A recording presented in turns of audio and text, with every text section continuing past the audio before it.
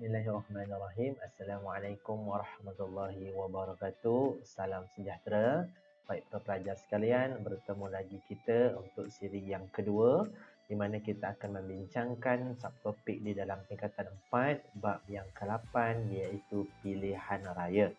Hari ini kita akan sambung subtopik yang kedua iaitu proses pilihan raya umum pertama. Baik, untuk makluman hadir pelajar sekalian, pilihan raya umum pertama perlu diadakan bagi merintis jalan ke arah kemerdekaan. Oleh itu, Raja-Raja Melayu telah pun bersetuju untuk mengadakan pilihan raya bagi anggota Majlis Perundangan, Persekutuan ataupun MPP. Baik. Kita lihat bagaimanakah rundingan sebelum pilihan raya umum dijalankan.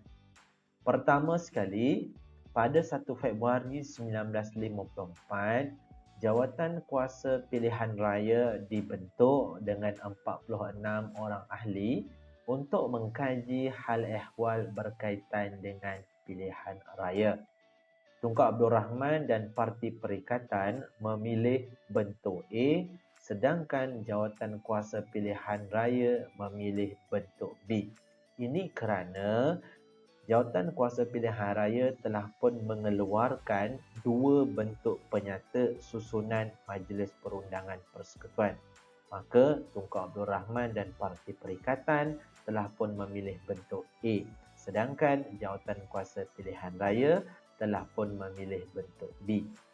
Pada 21 April 1954, rombongan ke London telah pun diadakan untuk menyatakan hasrat bagi menentukan 3/5 bilangan anggota Majlis Perundangan Persekutuan. Pada 14 Mei 1954, Tunku Abdul Rahman serta rombongannya telah pun mengadakan rundingan dengan Oliver Lyttelton, iaitu setiausaha tanah jajahan British, tetapi rundingan tersebut mencapai kegagalan. Baik, seterusnya bilangan ahli Majlis Perundangan Persekutuan yang telah pun dipersetujui adalah sebanyak 52 orang di dalam pilihan raya.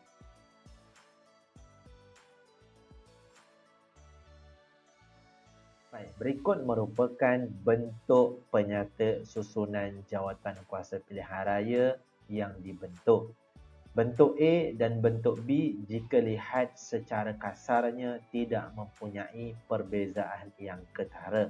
Sebagai contoh, seorang speaker akan dilantik, 3 orang ahli yang dilantik, seterusnya 11 orang wakil negeri, 20 orang yang dilantik mewakili kepentingan tertentu, 3 orang dilantik mewakili golongan minoriti, 2 orang ahli rasmi iaitu Setiausaha Pertahanan dan Setiausaha Ekonomi.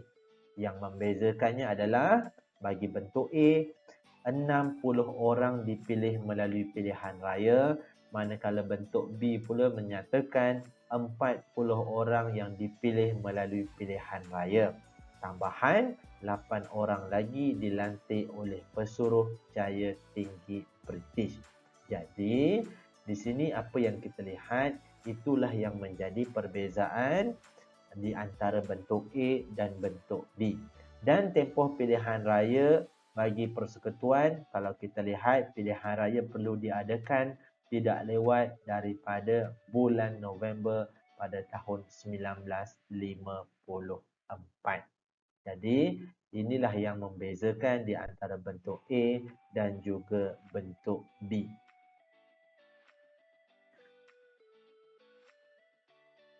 Seterusnya, kita akan lihat proses pilihan raya Majlis Perundangan Persekutuan yang diadakan pada tahun 1955. Pada 26 April 1954, Suruhanjaya Penentuan Sempadan Kawasan ditubuhkan dan berjaya membentuk 52 kawasan pilihan raya. Pada bulan Ogos 1954, satu rang undang-undang telah diluluskan bagi membolehkan pilihan raya diadakan. Seterusnya, pada 18 Oktober dan juga pada 29 Oktober telah pun diadakan pendaftaran pengundian. Baik, berikut merupakan syarat-syarat untuk menjadi pengundi dan juga syarat-syarat untuk menjadi calon. Yang pertama, syarat untuk menjadi pengundi adalah mestilah warga negara Persekutuan Tanah Melayu, berumur 21 tahun dan ke atas, dan individu yang tinggal di Persekutuan Tanah Melayu dalam tempoh 6 bulan terdahulu dari tarikh 17 Oktober bagi Tanah Melayu, kecuali Terengganu, dan pada 28 Oktober 1954 bagi negeri Terengganu. Mereka ini layak untuk memohon sebagai pengundi dalam pilihan raya umum 1955. Baik, seterusnya adalah syarat-syarat untuk menjadi calon. Yang pertama, mestilah warga negara Persekutuan Tanah Melayu, berumur 21 tahun dan ke atas, telah tinggal di Persekutuan Tanah Melayu dan tinggal dalam tempoh 12 tahun sebelum hari penamaan calon. Dan mestilah berpengetahuan dalam bahasa Inggeris dan bahasa Melayu. Sekiranya memenuhi syarat-syarat ini, maka seseorang itu layak menjadi pengundi dan layak menjadi calon. Baik. Seterusnya adalah penamaan calon. Penamaan calon telah pun diadakan pada 15 Jun 1955 dan selama 45 hari telah pun dibenarkan untuk diadakan kempen pilihan raya. Dan tarikh yang ditunggu-tunggu iaitu pada 27 Julai 1955 merupakan tarikh di mana pengundi-pengundi akan keluar untuk membuang undi mereka. Dan seterusnya, selepas sahaja mengundi, peti-peti undi akan dibawa ke pusat pengiraan undi dan proses pengiraan undi akan diadakan. Seterusnya, pengumuman keputusan pilihan raya akan diumumkan. Setelah keputusan diumumkan, maka proses pilihan raya itu telah pun berakhir. Baik, para pelajar yang dikasihi sekalian, berikut merupakan keputusan akhir bagi pilihan raya umum Majlis Perundangan Persekutuan pada tahun 1955. Secara keseluruhannya, kalau kita lihat, parti perikatan yang merupakan gabungan di antara UMNO dan MCA telah pun memperoleh jumlah kerusi yang terbesar. Sebanyak 52 calon telah pun bertanding dan parti perikatan telah pun memenangi 51 kerusi. Berarti parti perikatan hanya tewas 1 kerusi yang dipertandingkan. Dan jumlah undi yang diperoleh adalah sebanyak 818,13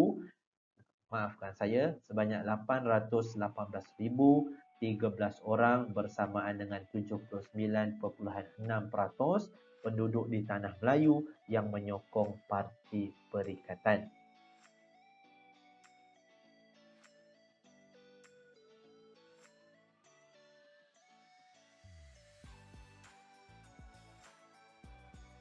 Baik, berikut merupakan laporan pilihan raya Majlis Perundangan Persekutuan di Tanah Melayu 1955, di mana di dalam laporan ini mengandungi maklumat-maklumat berkaitan dengan urusan pemilihan serta penerangan tentang peraturan dan tindakan untuk menghadapi pilihan raya.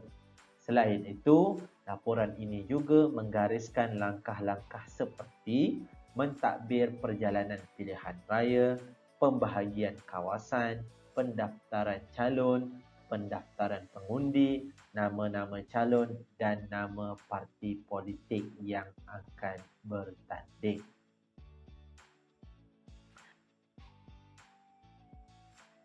Seterusnya kita pergi ke negeri Sarawak, iaitu pilihan raya awal di Sarawak. Baik, Matlamat pilihan raya di Sarawak ini merupakan sebagai persediaan awal ke arah berkerajaan sendiri dan ianya telah pun disambut baik oleh rakyat-rakyat di Sarawak kerana ia merupakan satu usaha di mana rakyat boleh memilih wakil di dalam kerajaan. Terdapat dua pilihan raya yang diadakan. Yang pertama di kawasan Majlis Perbandaran Kuching pada tahun 1956. Di mana 9 kawasan telah pun dibahagikan. Selepas pilihan raya berlangsung, William Tan telah pun dilantik sebagai pengerusi KMC iaitu Kuching Municipal Council ataupun kawasan Majlis Perbandaran Kuching, sementara Ong Ki Hui telah pun dilantik sebagai timbalan KMC. Seterusnya diadakan pilihan raya bagi Majlis Daerah Bandar Sibu ataupun Sibu Urban District Council ataupun SUDC pada tahun 1957. Sibu juga dibahagikan kepada 9 kawasan dan selepas pilihan raya, Ting Chiu Huat telah pun dilantik sebagai pengerusi SUDC manakala John Lo Ling Chong telah pun dilantik sebagai timbalan.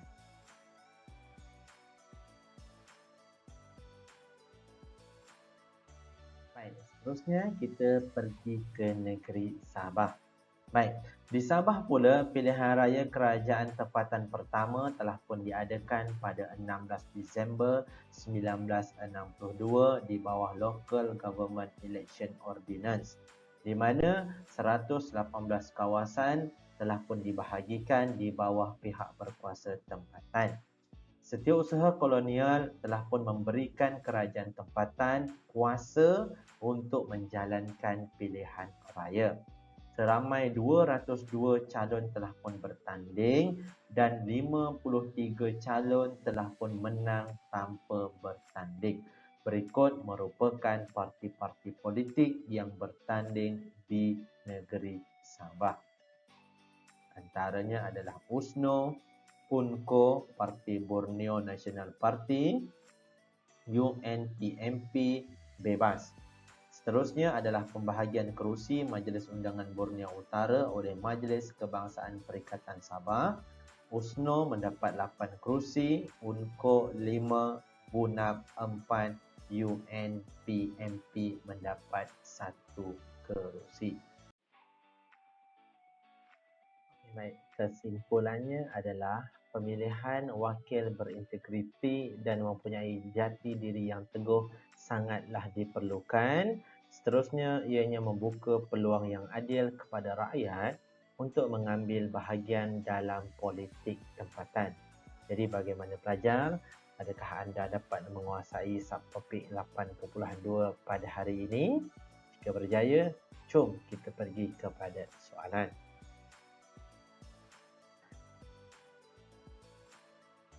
Soalan dia ialah, pada pendapat anda, apakah faktor penentu kemenangan seseorang calon dalam pilihan raya? Apakah jawapannya? Baik, pada pendapat saya, faktor penentu kemenangan seseorang calon dalam pilihan raya ialah calon mestilah berwibawa dan berintegriti. Calon juga perlu mengetahui budaya dan cara hidup penduduk agar dapat membantu mereka pada masa hadapan. Selain itu, calon mestilah bersih daripada sebarang isu yang membabitkan masalah seperti rasuah, penyalahgunaan kuasa serta yang bercanggah dengan perundangan. Hal ini kerana pemimpin merupakan role model yang menjadi ikutan rakyat. Baik kelas, kita berhenti di sini. Itu sahaja perkongsian kita pada hari ini. Kita jumpa lagi pada sesi yang akan datang. Sekian, terima kasih.